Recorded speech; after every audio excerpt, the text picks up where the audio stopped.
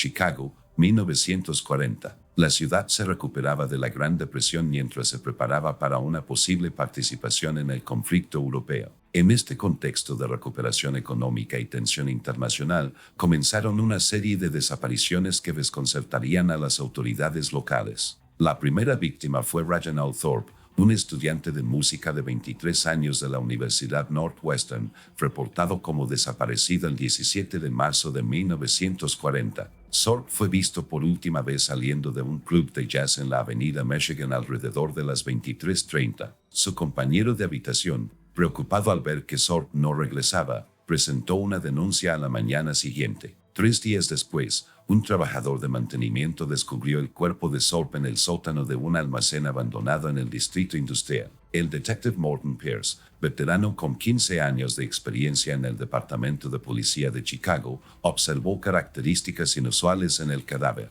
El cuerpo estaba completamente desangrado, pero presentaba heridas externas mínimas, solo 2 pequeñas perforaciones en el cuello. La forense, doctora Eleanor Blackwood, se mostró perpleja por la ausencia de salpicaduras de sangre en el lugar de los hechos, a pesar de la completa desangramiento de la víctima. Lo más desconcertante fue la presencia de una sustancia rojiza cerca del cuerpo. Las pruebas de campo iniciales indicaron que podría ser sangre, pero los análisis de laboratorio revelaron que se trataba de orina con niveles anormalmente altos de porfirinas, compuestos químicos que suelen estar presentes en cantidades mínimas. En las 3 semanas siguientes, se descubrieron 2 víctimas más, Devian Campbell, una aspirante actriz de 19 años, y Maxwell Grant, un locutor de radio de 25. Ambos cuerpos presentaban características idénticas: desangramiento completo, traumatismo externo mínimo y presencia de la inusual orina rica en porfirina en las escenas del crimen.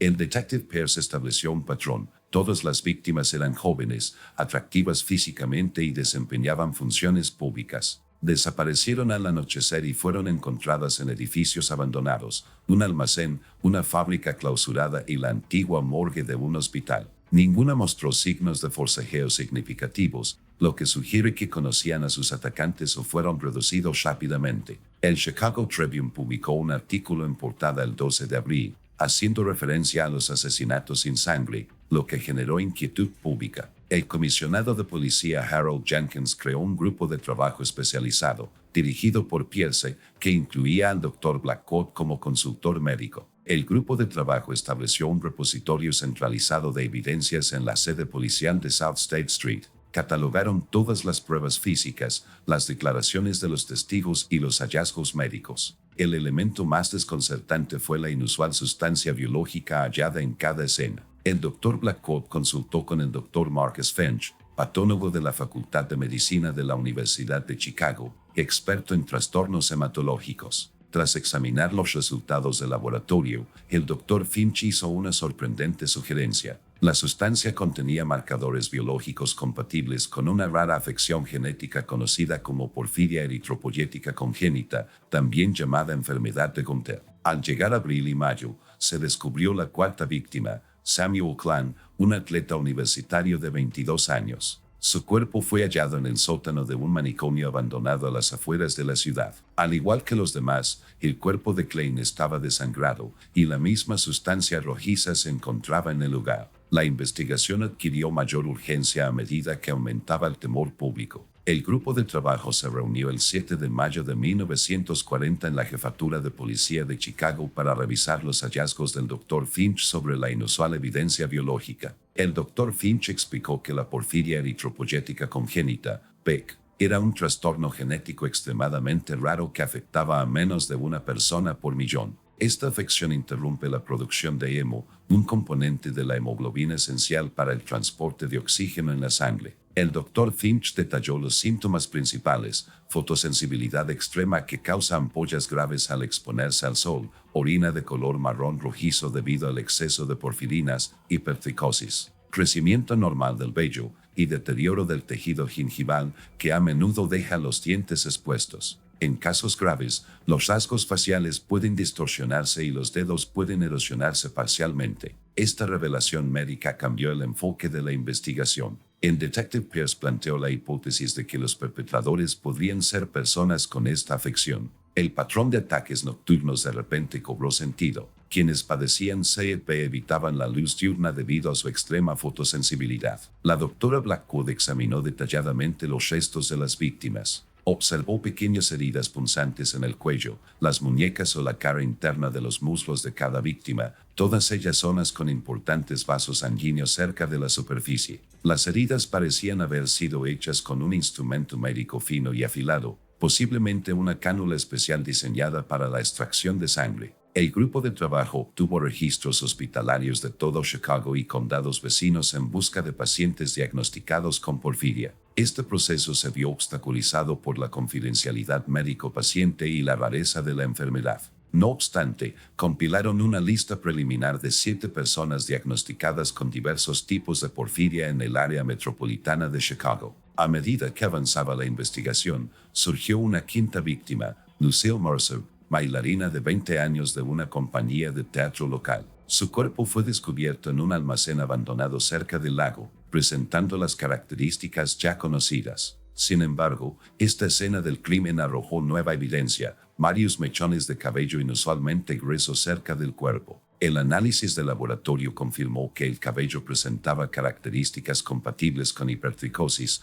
un síntoma de CEP avanzado. Más significativamente, el examen microscópico reveló que el cabello provenía de 2 individuos distintos, ambos varones, que compartían marcadores genéticos que sugerían una relación familiar. Durante la autopsia de Lucille Mercer, el Dr. Blackwood descubrió diminutos fragmentos de piel bajo las uñas, lo que indicaba que había arañado a su agresor. El análisis mostró graves anomalías celulares compatibles con CEP, incluyendo porfirinas acumuladas que habían dañado la estructura de la piel. El 23 de mayo, el equipo de trabajo descubrió algo significativo en la escena del asesinato de Mercer. Una pared del almacén tenía símbolos dibujados en fluido biológico. Los símbolos semejaban runas antiguas dispuestas en un patrón circular. Al analizarlo, el fluido contenía sangre humana mezclada con la misma sustancia rica en porfirina hallada en escenas anteriores. El análisis de ADN, aunque rudimentario según los estándares modernos, confirmó que el material biológico provenía de 2 varones con alta probabilidad de parentesco directo, probablemente padre e hijo. El grupo de trabajo contaba ahora con pruebas completas de que se trataba de 2 perpetradores que trabajaban en equipo. A finales de mayo,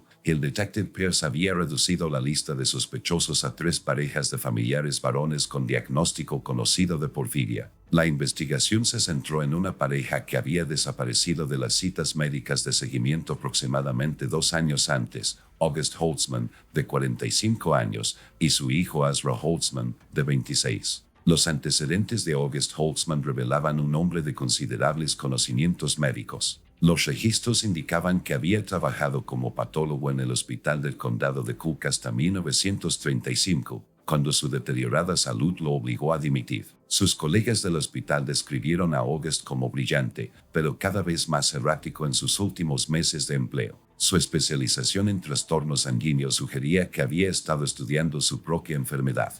Holtzman tenía menos presencia pública. Nacido en 1914, tenía un expediente escolar mínimo y carecía de historial laboral. Entrevistas con antiguos vecinos indicaron que el niño había estado aislado, rara vez se le veía al aire libre y había recibido educación en casa de su padre. Se informó que la madre falleció durante el parto. El equipo de trabajo descubrió que la última residencia conocida de los Holtzman había sido desocupada en 1938. El propietario informó que se marcharon de noche sin dejar una nueva dirección. Recordó que la apariencia de August había cambiado drásticamente en sus últimos meses de alquiler. Había empezado a usar mascarilla y guantes incluso en interiores. El detective Pierce organizó la vigilancia de instalaciones médicas abandonadas, con la teoría de que los Holtzman buscarían lugares con privacidad y posible acceso a equipo médico. La búsqueda se centró en el distrito industrial del sur de Chicago, donde numerosos centros médicos habían cerrado durante la depresión.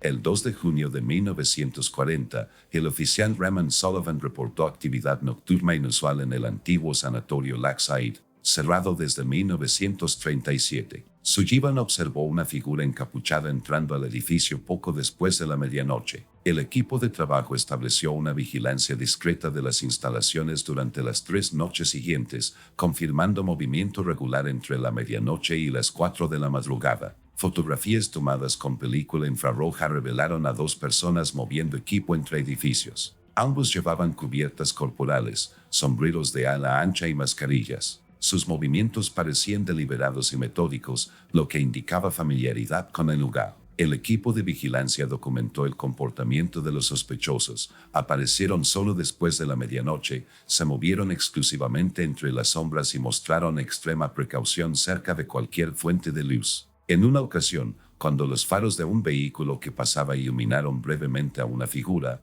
los observadores notaron que el sujeto retrocedió violentamente y pareció experimentar angustia física. El detective Pierce obtuvo los planos originales del sanatorio de los registros municipales. Las instalaciones incluían un sistema de túneles subterráneos que conectaba el edificio principal con estructuras auxiliares, incluyendo un antiguo ala de laboratorio. Esta red subterránea permitía el movimiento sin exposición al sol. Un avance crucial se produjo cuando los agentes interceptaron a los sospechosos que regresaban de lo que parecía ser una expedición de caza. Aunque evadieron la captura, abandonaron una bolsa de cuero que contenía equipo médico, en concreto, un aparato de transfusión modificado con cánulas especializadas, viales de vidrio vacíos y un diario con notas detalladas sobre técnicas de extracción de sangre. El diario, escrito con letra precisa y científica, contenía contenido inquietante. Detallaba una filosofía que equiparaba el consumo de sangre con la transferencia de energía vital. El autor describía a quienes tenían sangre pura como vasos de vitalidad capaces de sustentar lo genéticamente trascendente. Aún más alarmante, contenía una lista de posibles objetivos, incluyendo los nombres de las 5 víctimas conocidas y 12 personas más. El análisis forense comparó la escritura con el historial médico de August Holtzman del Hospital del Condado de Cook. La evidencia confirmó que los Holtzman eran los autores del delito e indicó que planeaban nuevos ataques. El 7 de junio, el detective Pierce obtuvo una orden de arresto contra August y Ezra Holtzman por 5 cargos de asesinato en primer grado. El comisionado Jenkins autorizó un operativo táctico para detener a los sospechosos antes de que pudieran cobrarse otra víctima. El grupo de trabajo diseñó una operación para capturar a los Holtzman basándose en sus patrones establecidos. Identificaron a Julia Wenders, una empleada de 21 años de la Biblioteca Pública de Chicago, que encajaba con el perfil de la víctima.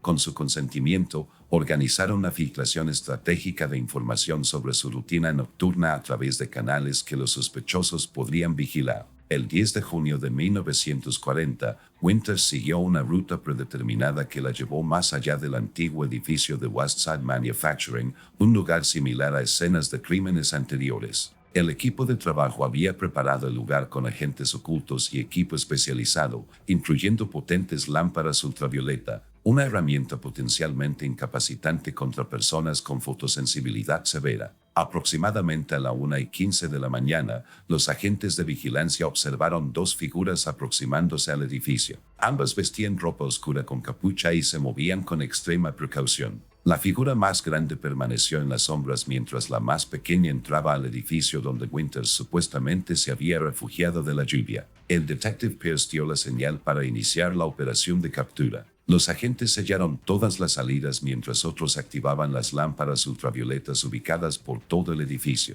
El efecto fue inmediato y drástico. El sospechoso más joven, que posteriormente se confirmó como Ezra Holtzman, se desplomó en aparente agonía al contacto de la luz con su piel expuesta. August Holtzman, al presenciar la captura de su hijo, intentó huir por una entrada de servicio trasera. Al ser confrontado por los oficiales, demostró una fuerza y agilidad inusuales a pesar de su condición. Durante el forcejeo, se le desprendió la cubierta facial, revelando rasgos gravemente desfigurados, piel de aspecto ceroso y rojizo, labios hundidos que dejaban al descubierto dientes alargados y cabello escaso y áspero. Al exponerse a la luz ultravioleta, August sufrió ampollas graves e inmediatas. A pesar del evidente dolor, se resistió hasta que el agente Sullivan logró someterlo. Ambos sospechosos fueron asegurados y trasladados al centro médico de la policía en lugar de a las celdas habituales, debido a su condición. El interrogatorio inicial de Ezra Holtzman resultó productivo. A diferencia de su padre, quien guardó silencio, este estuvo dispuesto a proporcionar información. Confirmó sus identidades y admitió los 5 asesinatos. Su actitud durante la confesión fue clínicamente distante, como si hablara de procedimientos científicos en lugar de homicidios. Este explicó que su condición había progresado hasta un punto en que los tratamientos convencionales eran ineficaces. Auguste, con su formación médica, había desarrollado la teoría de que las transfusiones directas de sangre de personas sanas podían aliviar temporalmente sus síntomas. Lo que comenzó como una intervención médica desesperada se convirtió en algo más ritualista a medida que Auguste se convenció de las propiedades transformadoras de la sangre consumida. Se ejecutó una orden de registro en el sanatorio Lakeside. En los niveles subterráneos, los agentes descubrieron un sofisticado espacio habitable adaptado para personas con fotosensibilidad extrema. Todas las ventanas estaban selladas con múltiples capas de material que bloqueaba la luz. Las pocas luces artificiales eran tenues y estaban equipadas con filtros rojos. El descubrimiento más inquietante fue un laboratorio improvisado con unidades de refrigeración llenas de muestras de sangre preservadas, cada una meticulosamente etiquetada con los nombres y fechas de las víctimas. Las revistas médicas detallaban los efectos de cada tratamiento, señalando mejoras en la condición de la piel, reducción del dolor y aumento de la capacidad física tras el consumo de sangre fresca. Entre los efectos personales encontrados en el lugar se encontraban historiales médicos que documentaban la progresión de la enfermedad, fotografías familiares que mostraban a Auguste antes de la manifestación grave de los síntomas y a ese de niño, quien ya presentaba síntomas de la enfermedad. Los agentes también recuperaron correspondencia con investigadores médicos europeos especializados en porfiria, que data de principios de la década de 1930. Quizás lo más revelador fue el diario personal de Auguste, que relataba su deterioro psicológico. Las primeras entradas mostraban a un médico dedicado que buscaba tratamiento para él y su hijo. Entradas posteriores revelaban una creciente paranoia, referencias a antiguos rituales de sangre y el desarrollo de un complejo sistema de creencias que consideraba su condición un avance evolutivo más que una enfermedad. Las entradas finales describían planes para crear una colonia santuario para personas con su condición, financiada con recursos obtenidos de víctimas que consideraban genéticamente prescindibles. Auguste había mantenido correspondencia con otras 3 personas con porfiria, intentando reclutarlas para su causa. El caso Holtzman se celebró a juicio el 12 de septiembre de 1940 en el Tribunal del Condado de Cook. Debido a los inusuales aspectos médicos, el juez William Harrison concedió una moción de audiencia a puerta cerrada para evitar el sensacionalismo. Auguste y Ezra Holtzman fueron acusados de 5 cargos de asesinato en primer grado. El tribunal designó al Dr. Samuel Reinhardt, especialista en psicología, para evaluar a los acusados. La evaluación del Dr. Reinhardt concluyó que Auguste Holtzman sufría delirios paranoides, agravados por los efectos fisiológicos de su enfermedad y años de aislamiento. Auguste había desarrollado un complejo sistema de creencias que justificaba el asesinato como una condición necesaria para la supervivencia y el progreso. Este presentaba un perfil psicológico diferente. Criado en aislamiento por su padre, cada vez más inestable, carecía de un marco para evaluar la moralidad de sus acciones. El Dr. Reinhardt lo describió como alguien con aislamiento moral, más que deficiencia moral, capaz de comprender conceptos éticos cuando se le presentaban, pero sistemáticamente aislado del desarrollo social normal. Durante el juicio, Auguste mantuvo el silencio estoico que había mostrado desde su captura. Ni siquiera habló con su abogado de oficio, comunicándose únicamente mediante notas escritas. Sin embargo, prestó un amplio testimonio sobre sus actividades, métodos y la evolución de las creencias de su padre. La fiscalía, encabezada por el fiscal de distrito Frederick Palmer, presentó la evidencia física sustancial, el equipo médico modificado, los diarios detallados, las muestras de sangre preservadas y la evidencia forense que vincula a los Holtzman con cada escena del crimen. El Dr. Blackcock testificó sobre la causa de la muerte de las víctimas y los conocimientos especializados necesarios para realizar las exsanguinaciones con tanta precisión química. El Dr. Finch brindó su testimonio pericial sobre la porfiria, explicando cómo la enfermedad pudo haber influido en el comportamiento de los Holtzman sin afectarles la capacidad de distinguir el bien del mal. El abogado defensor, Thomas Cavanaugh, intentó fundamentar el caso con argumentos de locura debido a una condición médica. Sin embargo, la fiscalía argumentó con éxito que la planificación metódica, la ocultación de pruebas y la selección del objetivo demostraban conocimiento de la irregularidad. El 3 de octubre de 1940, el jurado dictó un veredicto de culpabilidad para ambos acusados de todos los cargos. El juez Harrison condenó a Auguste Holtzman a muerte en la silla eléctrica, programada para el 15 de enero de 1941. Es de Holtzman debido al testimonio del Dr. Reinhardt sobre su condicionamiento psicológico y su comportamiento cooperativo durante la investigación. Fue condenado a cadena perpetua en el Hospital Psiquiátrico Estatal de Illinois. August Holtzman nunca rompió su silencio. Se suicidó en su celda el 21 de diciembre de 1940, utilizando un objeto metálico afilado para seccionarse la arteria carótida. Su última declaración escrita, dirigida al Dr. Finch, contenía únicamente estas palabras: la condición no es la enfermedad, la sociedad es la enfermedad. Holtzman permaneció en el Hospital Psiquiátrico Estatal de Illinois hasta su fallecimiento por complicaciones de la porfiria en 1963. Durante su encarcelamiento, colaboró con investigadores médicos que estudiaban su enfermedad, contribuyendo así a los avances en la comprensión y el tratamiento de la porfiria. Su historial clínico se convirtió en una referencia importante tanto en la investigación hematológica como en la psicología forense. Los archivos del caso, sellados durante 50 años debido a su naturaleza médica sensible, finalmente fueron abiertos a los investigadores en 1990. Proporcionaron información valiosa sobre la intersección de condiciones médicas raras y comportamiento criminal, convirtiéndose en material de estudio requerido en la Unidad de Ciencias del Comportamiento de la Academia del FBI. Los asesinatos sangrientos de Chicago, como se les conoció en el ámbito criminológico, sentaron precedentes importantes para la consideración de las afecciones médicas en los procesos penales. También contribuyeron significativamente a los protocolos policiales para casos que involucraban a perpetradores con conocimientos médicos especializados. Quizás lo más importante es que el caso puso de relieve los peligros del aislamiento y las enfermedades mentales sin tratamiento, incluso, o especialmente, entre personas con amplia formación e inteligencia. La evolución de August Holtzman, de respetado patólogo a asesino, demostró cómo la enfermedad, el aislamiento y el deterioro psicológico podían transformar a un sanador en un asesino. El abandonado sanatorio Lakeside fue demolido en 1954. Hoy en día, solo una pequeña placa conmemora el lugar, destacando su importancia histórica sin glorificar los crímenes que allí ocurrieron. El equipo médico y los diarios recuperados del lugar se conservan en los archivos históricos del Departamento de Policía de Chicago, a los que solo tienen acceso investigadores cualificados con la autorización correspondiente.